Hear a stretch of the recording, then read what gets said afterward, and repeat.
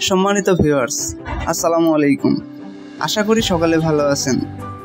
আজকের এই ভিডিওতে আমরা ফেরাউন সম্পর্কে বিভিন্ন তথ্য আপনাদের মাঝে শেয়ার করতে চলেছি। তো দেরি না করে চলুন ভিডিওটি শুরু করা যাক। ফেরাউন যখন নিঃস্ব দেউলিয়া, ঋণে জর্জরিত, ঋণ পরিশোধ করার ভয়ে ঘরের মধ্যে লুকিয়ে পড়ে। এরপর একে একে পাওনাদার ফেরাউনের বাড়িতে আসতে থাকে। ফেরাউন ছিল খুবই চতুর এবং প্রতারক। শুধু প্রতারক নয়, বাটপার। তাই সে ঘরের মধ্যে লুকিয়ে থাকলেও ঘরের দরজা খোলা রাখত, যাতে পাওনাদার বুঝতে পারে বাড়িতে কেউ নেই। দিনের পর দিন এভাবেই পাওনাদার সেখানে আসে, কিন্তু ফেরাউনের দেখা না পেয়ে তারা ফিরে যায়। ফেরাউন একা একা ভাবতে থাকে, এভাবে আর কতদিন নিজেকে লুকিয়ে রাখবো? নিজেকে প্রতিষ্ঠিত করতেই হবে। সেই সময় মিশর ছিল অর্থনৈতিক দিক থেকে বিশ্বের সেরা। অতঃপর ফেরাউন পাওনাদারের ভয়ে রাতের গভীর আঁধারের ঝলক থেকে মিশরের উদ্দেশ্যে লুকিয়ে লুকিয়ে রওনা হলেন। সারা রাত অনেক পথ অতিক্রম করার পর শেষ পর্যন্ত মিশরে পৌঁছালো। কিছু দূর যাওয়ার পর তার বন্ধু হামানের সাথে সাক্ষাৎ হলো। তাকে দেখা মাত্রই হামান জিজ্ঞেস করলো, প্রিয় বন্ধু, তুমি এখানে কেন? তোমার কি অবস্থা? তখন ফেরাউন বলল, পাওনাদারের ভয়ে পালিয়ে এসেছি। আমি একেবারে নিঃস্ব, চারিদিকে ঋণে জর্জরিত। এখন আমার কোনো একটা কাজের প্রয়োজন। তখন হামান বলল, ফেরাউন, আমারও এমনই অবস্থা, আমারও একটা কাজের প্রয়োজন। অতঃপর ফেরাউন ও হামান কাজের সন্ধানে বেরিয়ে পড়লেন। কিছু পথ অতিক্রম করার পর তারা ক্ষুধায় এবং তৃষ্ণায় কাতর হয়ে পড়েছিল। কিছুটা দূরে লক্ষ্য করে দেখলো একটি লোক তরমুজ খেতে তরমুজ কাটার কাজ করছে। হামান ও ফেরাউন তার সামনে গিয়ে বলল, চাচা যান, আমরা খুবই ক্ষুধার্ত, আমাদের কিছু তরমুজ খেতে দেবেন? এই কথা শোনা মাত্রই লোকটি তাদের তরমুজ খেতে দিল। তারা পেট ভরে তরমুজ খেয়ে তৃপ্তি পেল। তারপর এই তরমুজ ক্ষেতের মালিক তাদেরকে জিজ্ঞেস করলো, তোমাদের তো আগে কখনো দেখিনি, তোমরা কে আর কোথা থেকে এসেছো? তখন ফেরাউন বলল, আমরা ভিনদেশী, অনেক দূর থেকে এসেছি কাজের জন্য। তাই সে তাদেরকে বলল। তখন তরমুজ ক্ষেতের মালিক তাদেরকে বলল, তোমরা কি আমার সাথে কাজ করবে? হামান বলল, অবশ্যই কাজ করব। তখন তরমুজ ক্ষেতের মালিক বলল, আমার কাছে কাজ করতে হলে সৎভাবে কাজ করতে হবে, চুরি করা যাবে না। ফেরাউন ছিল প্রতারক, তাই সে চালাকি করে বলল, আমি জীবনে কখনো মিথ্যা কথা বলিনি, আর চুরি তো দূরের কথা। এভাবেই বিভিন্ন চালাকি পন্থা অবলম্বন করে ফেরাউন ও তার বন্ধু তরমুজ ক্ষেতের মালিকের মন জয় করে নিল।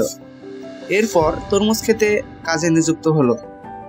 পরের দিন থেকে ফেরাউন ও হামান তরমুজ নিয়ে বাজারে যায়। বাজার থেকে তরমুজগুলো বেশি দামে বিক্রি করে মালিকের কাছে বেশি লাভ দেখায়। এভাবেই আরো বেশি মালিকের মন জয় করে নেয়। বেশ কিছুদিন অতিবাহিত হয়ে গেল। একদিন ফেরাউন ওই ক্ষেতের মালিককে বলল, চাচা যান, আপনি তরমুজগুলো পিস হিসাবে বিক্রি না করে যদি ছোট ছোট টুকরা করে বিক্রি করেন তাহলে আরো বেশি লাভ হবে। ক্ষেতের মালিক তার কথায় রাজি হয়ে গেল। অতঃপর পরের দিন থেকে ফেরাউন তরমুজগুলোকে আবারও বাজারে বিক্রি করতে নিয়ে গেল। ফেরাউন তরমুজগুলো এবং বাজারে সেই তরমুজগুলো কেটে টুকরো টুকরো করে চড়া দামে বিক্রি করতে লাগলো। এভাবেই চালাকি করে ফেরাউন অনেক টাকা উপার্জন করলো। একদিন রাতে ফেরাউন তার বন্ধু হামানকে বলল, হামান, এভাবে যদি আমরা তরমুজ বিক্রি করি তাহলে জীবনে কিছুই করতে পারবো না, আমাদের অন্য কিছু করতে হবে। সে সময় ঘটে যায় এক চমৎকার ঘটনা। মিশরের বাদশাহ তার সেনাবাহিনীর দ্বারা দেশের মধ্যে একটি বিজ্ঞাপন জারি করে। সেনাবাহিনীরা বিভিন্ন জায়গায় গিয়ে বলছে, এত দ্বারা জানানো যাইতেছে যে মিশরের কবরস্থানের জন্য একটি দারোয়ান প্রয়োজন। যারা এই কাজ করতে চান অতি সত্বর মিশরের বাদশার দরবারে যোগাযোগ করেন। এ কথা বলে সেনাবাহিনীরা সেখান থেকে চলে যায়। এই সমস্ত কথা প্রত্যক্ষ পরোক্ষভাবে শ্রবণ করার পর ফেরাউন ও তার বন্ধু দুজনেই ব্যাপারটি শুনল। এরপর ফেরাউন তার বন্ধু হামানকে বলল, চলো আমরা রাজদরবারে যাই। হামান বলল, আমার মনে হয় এটা সম্ভব হবে না। তখন ফেরাউন বলল, এই কাজ হাতছাড়া করা যাবে না, চলো আমরা একবার চেষ্টা করি। অতঃপর সাথে সাথেই ফেরাউন ও হামান দেরি না করে মিশরের রাজদরবারে গিয়ে হাজির হলো। মিশরের বাদশাহ তাদেরকে দেখে জিজ্ঞেস করলো, তোমরা কে আর কি চাও? তখন ফেরাউন করজোরে অনুরোধ করে বলল, আমি মুসাফির, ভিনদেশ থেকে এসেছি, আমি খুবই অভাবী। আমি শুনেছি আপনি কবরস্থানের দারোয়ান নিযুক্ত করবেন। দয়া করে আমাকে যদি এই চাকরিটা দিতেন, আপনার কাছে চিরকৃতজ্ঞ থাকতাম। রাজদরবারের লোকজন ভাবল এবং বাদশাকে বলল, জাহাপানা, তার তো শরীর স্বাস্থ্য ভালো, মনে হয় সে পারবে।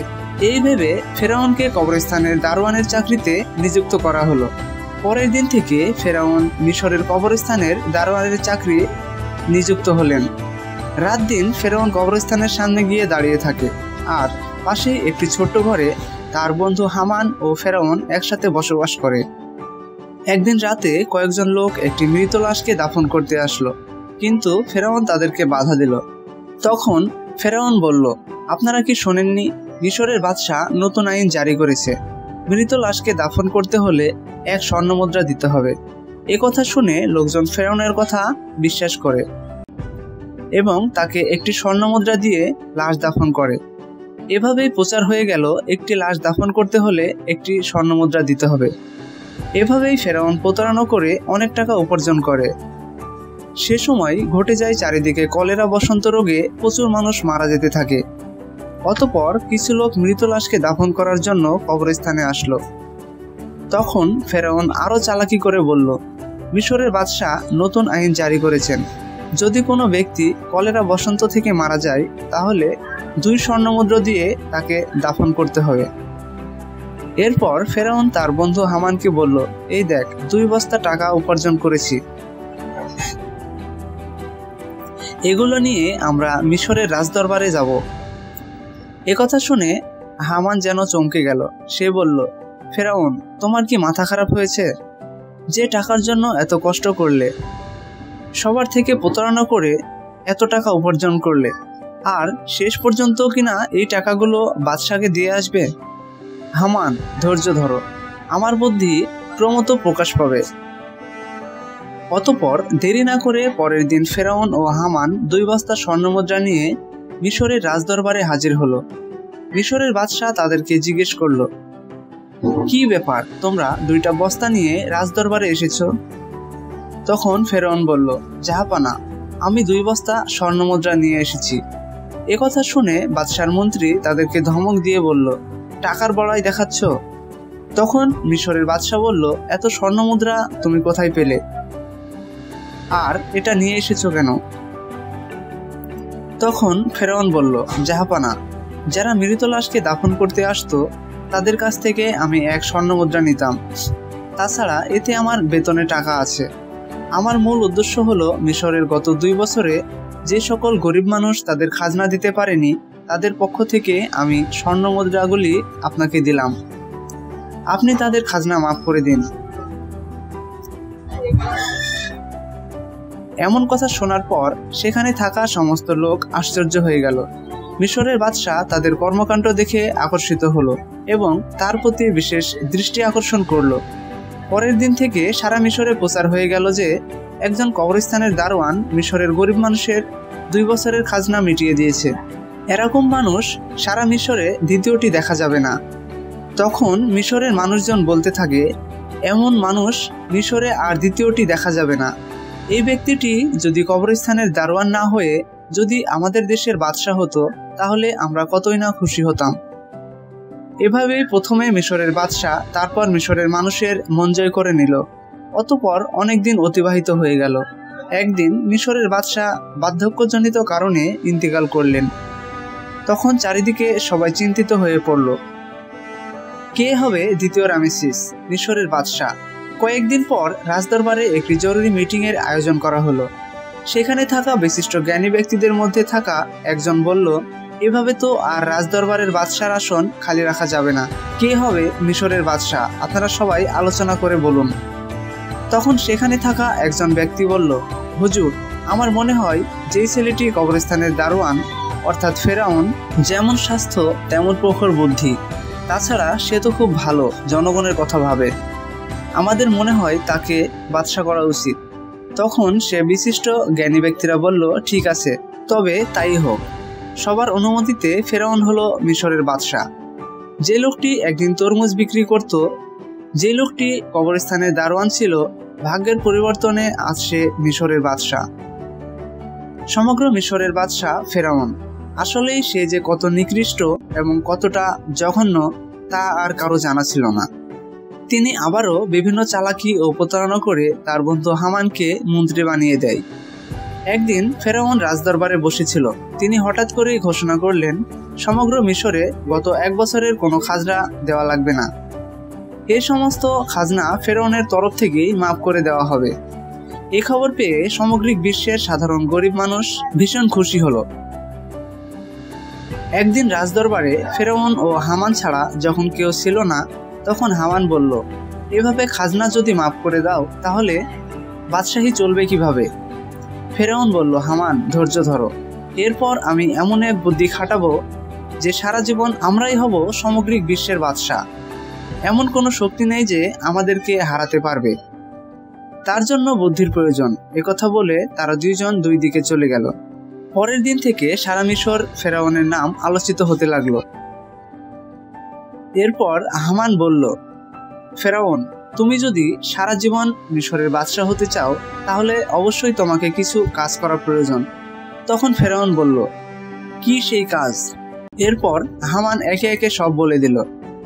অতঃপর ফেরাউন রাজদরবারে একটি জরুরি মিটিং এর আয়োজন করলো। তখন ফেরাউন বলল, আজ থেকে মিশরের কোনো শিক্ষা ব্যবস্থা থাকবে না, সমস্ত পাঠশালা বন্ধ করে দেওয়া হবে। ফেরাউন রাজকীয় ফরমান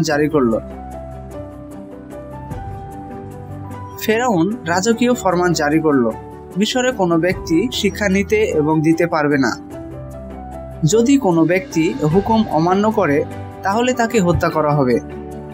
মিশরবাসীরা তখন ভীত হয়ে লেখাপড়া বন্ধ করে দেয় এবং সমগ্র মিশরের মানুষ আল্লাহর কথা ভুলে গিয়ে মূর্খ অজ্ঞতা হয়ে পড়ে। মানুষ সম্পূর্ণরূপে চতুর্পদ জন্তুর মতো হয়ে পড়ল। এরপর ফেরাউন ব্যাপক অহংকারী হয়ে গেল। নিজেকে এত বড় মনে করতে লাগলো যে অহংকারের পূর্ণতা তা নিজেকে খোদা দাবি করল। দিনের পর দিন জনগণের ওপর খাজনার পরিমাণ বাড়িয়ে দিল। অন্যায় অত্যাচার বেড়ে গেল। শাসন কার্য চালাতে লাগলো। সুদ, ঘুষ, জেনা, ব্যয়বিচারের পরিমাণ বেড়ে গেল। এক কথায় ফেরাউন বনি ইসরাইলের অপমান অপদস্থ করতে লাগলো। শুধুমাত্র আসিয়া ব্যতীত অন্য কেউই ফেরাউনের অপমান অপদস্থ থেকে রেহাই পেত না। কারণ আসিয়া ছিল সে যুগের সবচেয়ে সুন্দরী, গুণবতী এবং ধার্মিক নারী। আসিয়া ছিল ফেরাউনের স্ত্রী।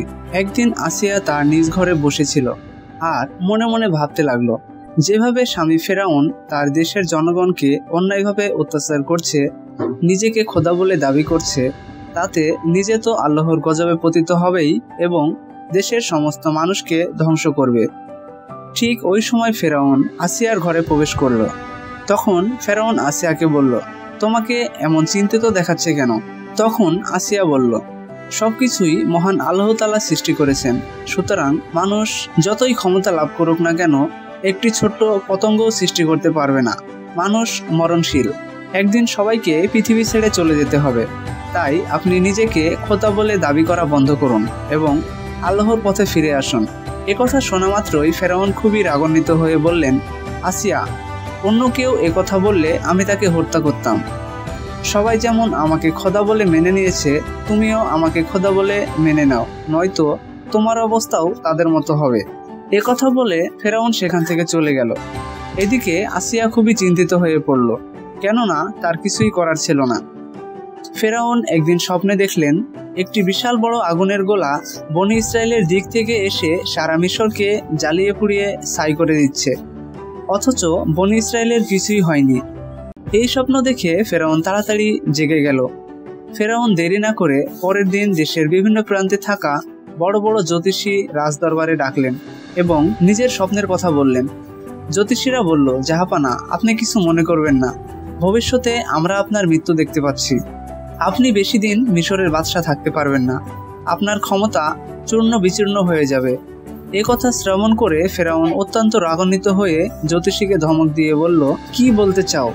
আমাকে ক্ষমতা থেকে হারাবে এমন কোনো শক্তি আছে? তখন জ্যোতিষী বলল, বনি ইসরায়েলদের মধ্য হতে একটি ছেলে আপনার ক্ষমতা শেষ করে দেবে। ফেরাউন তখন খুব চিন্তিত হয়ে গেলেন এবং হামানকে বললেন, হামান, সারা মিশরের যে ঘরে পুত্র সন্তান থাকবে তুমি সেই পুত্র সন্তানকে সেনাবাহিনী দ্বারা তাদেরকে হত্যা করবে। ফেরাউনের কথা মতো হামান সেনাবাহিনী নিয়ে মিশরের প্রতিটা বাড়িতে তল্লাশি করে পুত্র সন্তানকে হত্যা করতে লাগলো। তাফসির কারকের মতে এভাবেই প্রায় ৮০,০০০ পুত্র সন্তান হত্যা করা হলো। তখন ফেরাউন আবারও মিশরের সবচেয়ে বড় বড় জ্যোতিষীদের গণনার জন্য ডেকে আনলেন। জ্যোতিষীরা বলল, জাহাপানা, গণনা করে আমরা দেখতে পাচ্ছি আপনি যতগুলো পুত্র সন্তান হত্যা করেছেন তার মধ্যে মুসা নামক সেই ছেলেটি নেই। তখন ফেরাউন বলল, ভালো করে গণনা করো। এবার জ্যোতিষীরা বলল, জাহাপানা, আমরা গণনা করে দেখতে পাচ্ছি আপনি যতই তাকে হত্যা করার চেষ্টা করেন না কেন তাকে হত্যা করতে পারবেন না। মুসা নামক সেই ছেলেটি আপনার ক্ষমতা চূর্ণ বিচূর্ণ করে দেবে। ফেরাউন তখন হামানকে বলল, হামান, প্রতিটি বাড়ি তল্লাশি করে মুসা নামক সেই ছেলেটিকে খুঁজে বের করো এবং তাকে হত্যা করো।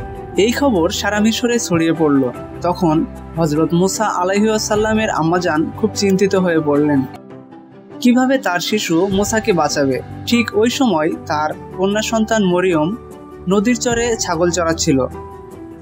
ভালো করে লক্ষ্য করে দেখলো আমান সহ ফেরাউনের কয়েকজন সেনাবাহিনী তাদের বাড়ির দিকে আসছে এবং মরিয়ম দ্রুত তার বাড়িতে গেলেন এবং তার আম্মাজানকে বললেন, আম্মাজান, ফেরাউনের সেনাবাহিনীরা আমাদের বাড়ির দিকে আসছে, আমার ভাই মুসাকে তুমি বাঁচাও। একথা শুনে হযরত মুসা আলাইহিস সালামের আম্মাজান একেবারেই হতভম্ব হয়ে গেলেন। তিনি কিছুই বুঝতে পারছেন না তিনি এখন কি করবেন। ততক্ষণে ফেরাউনের সেনাবাহিনীরা তাদের বাড়িতে ঘিরে ফেলেছে। এমন সময় আল্লাহ রাব্বিল আলামিন গায়েবী আওয়াজের মাধ্যমে বললেন, হে মুসার আম্মাজান, তুমি দেরি করো না, তোমার পুত্র সন্তানকে জ্বলন্ত চুলায় রেখে দিয়ে এসো। হযরত মুসা আলাইহিস সালামের আম্মাজান আর দেরি না করে তাড়াতাড়ি তাকে চুলায় রেখে আসে। হঠাৎ করে ফেরাউনের সেনাবাহিনীরা ঘরের মধ্যে প্রবেশ করলো। তারা বলল, আমরা খবর পেয়েছি তোমার ঘরে মুসা নামক পুত্র সন্তান আছে, তাড়াতাড়ি আমাদের হাতে দিয়ে দাও। তখন মুসার আম্মাজান বলল, এই দেখুন, আমার তো কন্যা সন্তান, যদি আমার ঘরে মুসা থাকে তাহলে তোমরা খুঁজে বের করে নিয়ে যাও। অতঃপর ফেরাউনের সেনাবাহিনী ঘরের দিকে এদিকে ওদিকে তন্ন তন্ন করে খুঁজতে লাগলো, কিন্তু কোথাও পেল না। এদিকে জ্বলন্ত আগুনের মধ্যে মুসা যেন খেলাধুলা করছে। আল্লাহর কুদরতে হযরত মুসা আলাইহিস সালামের একটি পশমও পড়েনি। তখন মুসা আলাইহিস সালামের আম্মাজান আল্লাহর দরবারে শুকরিয়া আদায় করলেন এবং বললেন, হে আল্লাহ, তুমি সমস্ত ক্ষমতার মালিক, তুমি সমস্ত প্রশংসার মালিক। আল্লাহ গো, তুমি আমার পুত্র মুসাকে বাঁচিয়েছো। ওই দিনই মুসার আম্মাজান স্বপ্নে দেখলেন আল্লাহ রাব্বিল আলামিন বলছেন, তুমি একটা কাঠের সিন্দুক তৈরি করো এবং মুসা আলাইহিস সালামকে ওই সিন্দুকের মধ্যে দিয়ে নীল নদে ভাসিয়ে দাও। এদিকে আল্লাহ রাব্বিল আলামিন হযরত জিবরাইল আলাইহিস সালামকে ডেকে বললেন, হে জিবরাইল, তুমি যাও, মুসা আলাইহিস সালামের আম্মাজানকে সাহায্য করো। জিবরাইল তখন মুসা আলাইহিস সালামের বাড়িতে আসে এবং মুসা আলাইহিস সালামের আম্মাজানকে ডাকেন। তখন জিবরাইল মুসা আলাইহিস সালামের বাড়ির দিকে আসতে লাগলো। সকালবেলা হযরত মুসা আলাইহিস সালামের আম্মাজান নিজের ঘরের সামনেই খুব চিন্তিত অবস্থায় ছিলেন। এমন সময় দেখলেন একজন দরবেশ তার বাড়ির দিকে এসে হাজির হলেন। তখন মুসা নবীর আম্মাজান বললেন, আপনি কে? আপনাকে তো চিনলাম না। তখন তিনি নিজের পরিচয় গোপন রেখে বললেন, আমি একজন কাঠমিস্ত্রি। আপনার কি কোনো কাঠের জিনিস প্রয়োজন? কোনো কিছু তৈরি করতে হবে? একথা বলার পর সাথে সাথেই একটি কাঠের সিন্দুক তৈরি করে দিলেন। অতঃপর মুসা আলাইহিস সালামকে নীল নদে ভাসিয়ে দিলেন। আল্লাহর কি কুদরত! নীল নদের স্রোত যেদিকে যায় হযরত মুসা আলাইহিস সালামের কাঠের সিন্দুক ওই স্রোতের উল্টো দিকে যেতে থাকে। এভাবেই ভাসতে ভাসতে হযরত মুসা আলাইহিস সালাম একটি কাঠের সিন্দুকে ফেরাউনের রাজদরবারে গিয়ে পৌঁছালো। সিন্দুকটি দেখা মাত্রই মা আসিয়া এগিয়ে আসলেন। মা আসিয়া সিন্দুকটি খুলে দেখলেন একটি ফুটফুটে কচি শিশু, তার লালচে যেন নূরের আলো চমকাচ্ছে। এত সুন্দর শিশু সে জীবনে কখনোই দেখেনি। তাই দেরি না করে মা আসিয়া মুসা আলাইহিস সালামকে কোলে তুলে নিল এবং ফেরাউনের কাছে গিয়ে বলল, দেখুন কত সুন্দর শিশু, এই শিশুটিকে আমি লালন পালন করব। বনী ইসরায়েলের মধ্য থেকে কোনো শিশু হতে পারে না, এই শিশুটিকে আমি লালন পালন করব। তখন ফেরাউন বলল, এটা বনী ইসরায়েলের মধ্য থেকে এসেছে, আমি একে হত্যা করব। তখন মা আসিয়া বলল, কি বলছেন?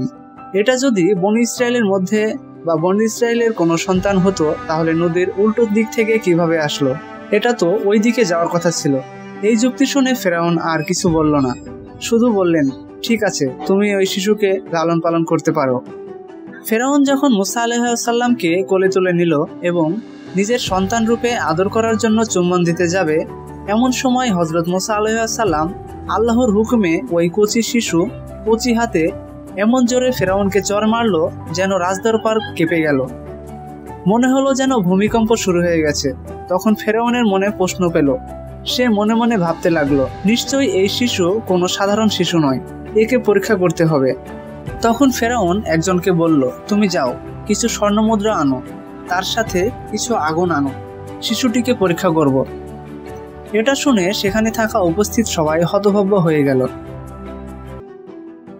ওই লোকটি যখন আগুন আর স্বর্ণমুদ্রা নিয়ে আসলো, রাব্বুল আলামিন হযরত জিবরাইল আলাইহিসসালামের মাধ্যমে হযরত মুসা আলাইহিসসালামকে চিৎকার করে কাঁদতে লাগলো।